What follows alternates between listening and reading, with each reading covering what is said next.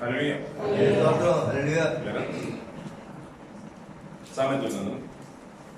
8వ అధ్యాయం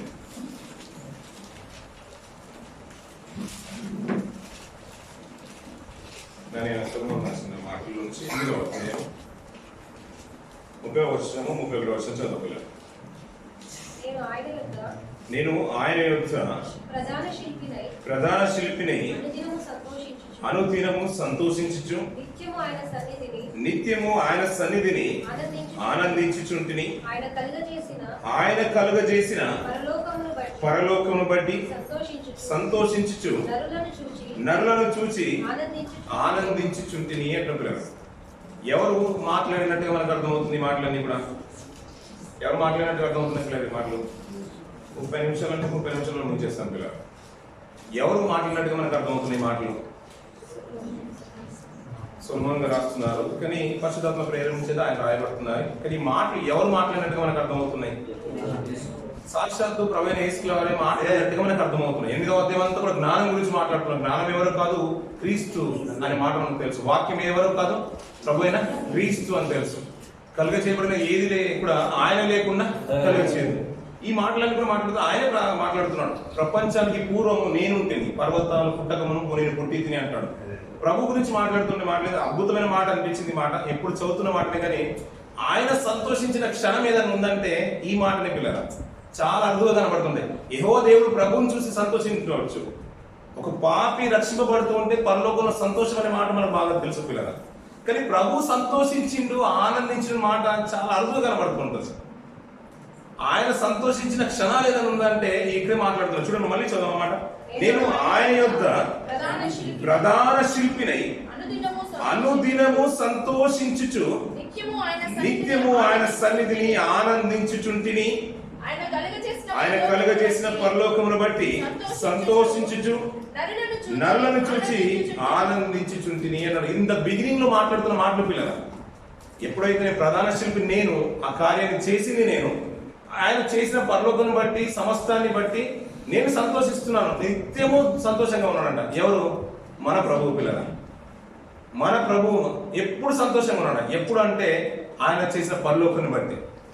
సమస్తాన్ని చేసిన తర్వాత భూమి మీద మనుషులను ప్రవేశపెట్టిన తర్వాత ఇవన్నీ కూడా చూస్తుంటే నిజంగా ఆయన సంతోషమే ఉందంట పిల్లల. కానీ అది ఎంత కాలమో లేదు పిల్లల ప్రభులో. త్వరితమైన కాలంలోనే ప్రపంచమంతా కూడా తమ ఇష్టమైన మార్గంలో తొలిగిపోయారు పిల్లల. తమ మార్గములను చెరుపుకొనిది అంటారు. చెరుపుకున్నప్పుడు దేవుడు త్వరలోనే వారిని చేసినందుకు సంతాపం నొందెను అంటే మనకు అర్థమవుతూ ఉంటుంది. ఆయనలో సంతోషం కొంతకాలం కూడా కనిపించలేదు. ఇక్కడ నుంచి మనం 46 దినాలు లెంట్ అంతా కూడా ఆయన దుఃఖిస్తూనే ఉన్నాము. మహారోదనతో ఉన్నాడంట. శరీరాదిగా ఉన్న దినాలన్నీ కూడా రోదన ఎప్పుడు కలుగుతుంది పిల్లలు?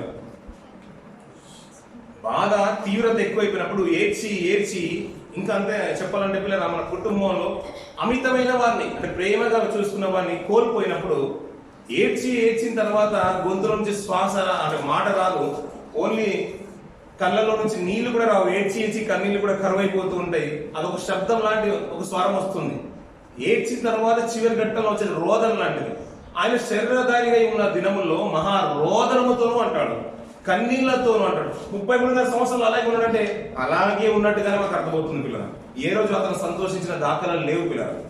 కానీ ఆయన ఉన్నప్పుడు ఒకప్పుడు పరలోకంలో అంటే కొత్తలో బిగినింగ్ లో సృష్టించేసినప్పుడు కానీ పరలోకం చూసినప్పుడు కానీ ఆయన దేవుని సన్నిధిలో తండ్రి దగ్గర ఎప్పుడు సంతోషంగా ఉన్నాడు పిల్లలు. అతను అంత రోదన గురి చేసింది ఎవరయ్యా అంటే మనమే పిల్లలు. అంతగా సంతోషించే కుమారుని ప్రియ కుమారుని అంటాం కదా. ఇంతగా సహోదరులు మాట్లాడుతూ ప్రార్థన మంచి మాట స్తుత్యాలు అన్నాడు. ఆయన మనల్ని ఎంతో ప్రేమించాడంట పిల్లలు. మనకి బాగా ప్రియ కుమారుడు అంటాం. తండ్రికి ప్రియ కుమారుడు అనే మాట మనకు బాగా తెలుసు కదా పిల్లలు. ప్రియ కుమారుడు అందరికంటే ఎక్కువ ప్రేమించిన వాళ్ళని ప్రియం అంటాం. అందరిని ఎక్కువగా ప్రేమించిన వాటికి ప్రియ కుమారుడు అంటాం. అదేంటో కానీ ప్రియ కుమారుడు అన్నప్పుడు మనం ఏమనుకుంటాం? దేవుని దశభాగాలు ఇస్తున్నామో కానుకలు ఇస్తున్నాం అనుకోండి. మన దగ్గర 1000 dirhams ఉన్నాయి. మనం దశభాగం ఏమంటే ఎంత ఇస్తాం? 100 dirhams ఇస్తాం కదా. 10వ భాగం 10th part అంతే కదా ఇచ్చేది మనం. అలా ఇచ్చింది ప్రియమైందా? మన దగ్గర ఉన్నది ప్రియమైందా? ఇచ్చింది ప్రియమైంది ఎలా అవుతుంది పిల్లలు? మన దగ్గర ఉన్నదే ప్రియమైంది. దేవునికి ఇచ్చింది ఏంటంటే మన ఖర్చులు పోను, మిగులు అందులో అది మనకు ఉన్నంతా కూడా రాబడిలో నుంచి సబ్జెక్ట్ గా సరిపోయింది అనుకున్న తర్వాత ఇది పర్లేదు అనుకుని ఇచ్చేస్తాం. మెజారిటీ పార్ట్ అంతా కూడా మన దగ్గర ఉంది, 90% అంతా కూడా మన దగ్గర ఉంది పిల్లలు. అది మనం ఎక్కువగా ప్రేమించింది, 90% ఏదైతే ఉందో మనం ఎక్కువగా ప్రేమించింది. దేవుడికి ఇచ్చేది ఎంత? 10%, 10% మనం ఇచ్చింది. ఇప్పుడు మనం ఎక్కువగా ప్రేమించింది ఏ భాగాన్ని? మన దగ్గర ఉన్న ఆ 900 ధర్మ్స్ని. ఇప్పుడు దేవుడు ప్రియ కుమారుడు అయితే ఇప్పుడు ఆయన తన దగ్గర ఉంచుకోవాలి కదా. లోకమంతా కూడా ఆయన కొరకు బలి అవ్వాలి. మనం నిజంగా చెప్పాలంటే ప్రపంచం అంతా కూడా ఆయన కొరకు మనం బలి అయిపోవాలి. అందుకని సామెతలు మంచి మాట మాట్లాడతారు. 21-18 వచ్చిన మళ్ళీ ఇక్కడికి వచ్చేది 21 అధ్యాయం.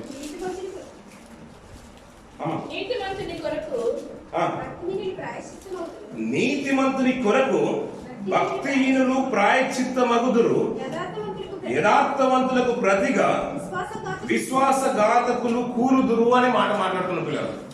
ఈ మాట అర్థమవుతుంది పిల్లలు, చదువుతుంటే మనకు అర్థమవుతుంది. నీతిమంతుల కొరకు ఎవరు ప్రాయశ్చిత్తం అవుతారంట? భక్తిహీనులు ప్రాయశ్చిత్తం అవ్వాలంట పిల్లలు. ఇంకేమంటున్నాడు? యథార్థవంతులకు ప్రతిగా విశ్వాసఘాతకులు కూలుదురు అంటారు.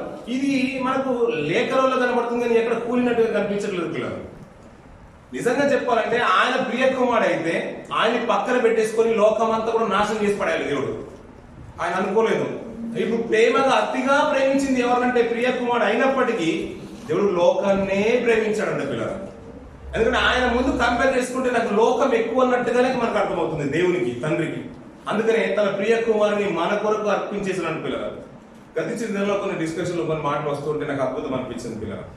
ఇప్పుడు ఆయన దేవుడు మనల్ని ప్రేమించాడు కాబట్టి తన ప్రియ కుమారుని అర్పించేశాడు. అతని దగ్గర ఉన్న ఒక్కనొక కుమారుడిని మన కొరకు అర్పించేశాడు. ఇప్పుడు ప్రేమించిన దాంట్లో ఆయన మీద ఉన్న ప్రేమ కంటే మన మీదనే దేవునికి ఎక్కువగా ప్రేమ ఉంది పిల్లలు. అబ్రాహాం గారు తన ప్రియ కుమారుని అర్పించేశారంట పిల్లలు. ఒక్క కుమారుని అర్పించేశారంట పిల్లలు. ఇప్పుడు ఆయన అర్పించడానికి సంసిద్ధం అవుతూ ఉంటే ఆయన దేవుడి మీద ఉన్న ప్రేమ ఎంత గొప్పది పిల్లలు. తన ప్రియ కుమారుని మీద ప్రేమ చాలా తక్కువగా అనిపించింది నాకు అర్పించడానికి సంసిద్ధమైనప్పుడు. అంతే కదా పిల్లలు. ఒకవేళ దేవుని కంటే ఎక్కువగా తన కుమారుని ప్రేమించుంటే తండ్రి ఈ కాలంలో ఇచ్చేసావు కదా, నేను ఎందుకు అతను తిరిగి ఇవ్వాలి? ఇంకేదైనా ఆల్టర్నేటివ్ ఏదైనా మార్గం ఉంటే చూడు ప్రభా, నా దగ్గర సామర్థ్యం లేదు, నేను ఎద్దులు వధించడానికి పావుర పిల్లనైనా వధిస్తానని అలా ఆప్షన్ ఏం కోరలేదు పిల్లలు. దేవుని ఎక్కువగా ప్రేమించింది కాబట్టి ప్రపంచం అంతా చిన్నగా అనిపించేసింది పిల్లలు. నీతిమంతుడు ఆయన అయితే భక్తిహీనులు కూలాలి కదా, మనం కూలిపోవాలి కదా. మరి ఆయన సంతోషంగా ఉన్న ఆయన స్థితిగతుల నుంచి లోకంలోకి తీసుకొచ్చి మరి అతని హేళన చేసి రోదన చేసేలాగా అతన్ని హింసించి ఇన్ని నిందలన్నీ కూడా ఆయన మీద మోపడానికి కారణం ఏంటి పిల్లలు? నిజంగా నీతిమంతులు ముందుంటే భక్తిహీనులు కూలాలి, యథార్థవంతులు ముందుంటే ఇంకేమంటున్నాడు? దుష్టులందరూ కూడా లోకంలో మాట మాట్లాడుతున్న పిల్లలు ఎవరు కూలాలంట? మాట విశ్వాసఘాతకులు కూలిపోవాలి కదా పిల్లలు. అప్పుడప్పుడు రాజుల చరిత్ర చూసుకుంటే మనకు అర్థమవుతుంది కదా పిల్లలు. రాజు యుద్ధంలో ముందు ఉంటాడు కానీ ఆపద వచ్చినప్పుడు మాత్రం అతను తప్పించుకొని వెళ్ళిపోతాడు, సైన్యమే కూలిపోతుంది పిల్లలు. అంతేందుకు దావీదు గారు వృద్ధాప్యంకి వచ్చిన తర్వాత అంటే యుద్ధంలో నువ్వు ప్రావీణ్యం కానీ వయసు మీదకి వచ్చేసింది, ఇక నుంచి యుద్ధానికి రావద్దు, నువ్వు అంతఃపురంలో నువ్వు యుద్ధం మేం చేస్తామని యోవాబు అతని సైన్యం అంతా ముందు నిలబడుతుంది. అంటే నీతిమంతుడు కూలిపోతే దేశం అంతా కుప్పకూలిపోతుంది, అన్ని దెబ్బతిపోతున్నాయి కాబట్టి అతను అంతఃపురం ఉంచేశారు పిల్లలు. ఎప్పుడైతే కూడా పిల్లలు రాజును మాట్లాడినా యుద్ధంలో ముందుండలేదు, ఎందుకంటే రాజు చనిపోతే ఇంకెవరు చూసుకునేది. అలాంటి మన రాజు ఏంటో ఇదంతా యాంటీగానే కనబడుతుంది పిల్లలు. అతన్ని సంతోషించే స్థాయి నుంచి భూమికి తీసుకుని వచ్చేసి అతని ప్రతి క్షణం రోధించే స్థితిగతుల్లోకి తీసుకొచ్చేసాం పిల్లలు. మనం అప్పుడప్పుడు అర్థమవుతుంది కదా పిల్లలు, కొన్ని మాటలు మనం వింటుంటే ఈ స్థితి కలగజేసిన ఎవరిని కూడా మనం విడిచిపెట్టాం కదా పిల్లలు. ఎవరైనా మనకు నష్టం కలగజేసినా కానీ బాధ పెట్టినా కానీ అది జీవితాంతం మనకు గుర్తునే ఉంటుంది. అది అతను చూసినప్పుడల్లా మనకు హృదయంలో గుర్చుకునే ఉంటుంది. నేను దానికి ప్రతీకారం చేయాలనుకుంటాం పిల్లలు. ఒక నీతిమంతుని చంపితే చరిత్రలో చాలా విషయం మనకు అర్థమవుతూ ఉంటుంది. వారి బాధ పెట్టిన వారి కుటుంబాలు కానీ వారి బాధ పెట్టిన బ్రతుకులు కానీ చాలా విచ్ఛిన్నమైపోయిన జీవితాలు మనకు కనబడుతూ ఉంటాయి పిల్లలు. 2వ రాజుల గ్రంథము 9వ అధ్యాయం 26వ వచనం నుంచి మాట్లాడుతున్న పిల్లలు.